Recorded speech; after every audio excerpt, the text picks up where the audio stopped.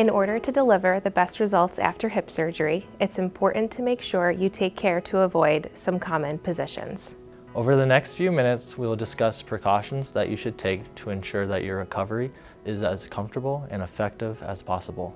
The location of your incision will help you determine which hip precautions to follow after surgery. Please refer to the instructions provided by your therapist before discharge. The three common incision locations are posterior, anterior, and lateral. Anterior approach hip replacements may have fewer moving or bending restrictions after surgery. Again, please refer to the instructions you received from your therapist prior to discharge. With the posterior approach hip replacement, you must ensure that you're avoiding motions that will pop your new hip out of the pelvis or force it out of the socket. This is during the first 2 to 3 months of your healing process. The surgeon will clear you when you can resume normal motions.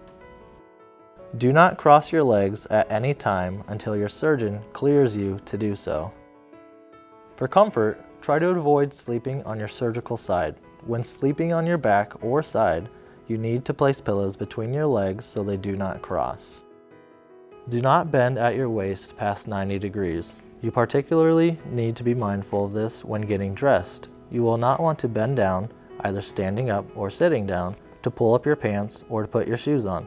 Adaptive equipment like a long-handled reacher and long-handled shoehorn can assist you with performing these tasks independently. You can also have another person assist you. Do not lift your knees higher than your hips when you are sitting down. This includes sitting on your toilet.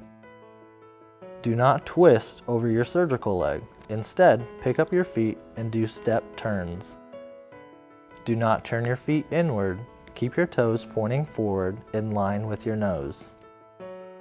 When lying down, do not bend forward to pull up blankets from around your feet.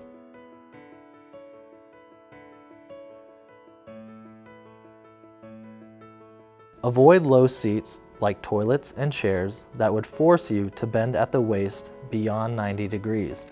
You may need to purchase a toilet seat riser to place on your toilet seat at home to add some extra height.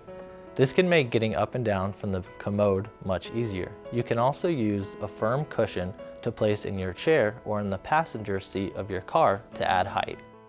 Do not bend over to pick things up. Instead, use a reacher to aid you.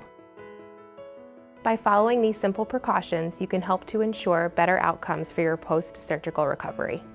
And remember, although pain is a natural part of the healing process, be sure to communicate new or exceptional pains to your care team.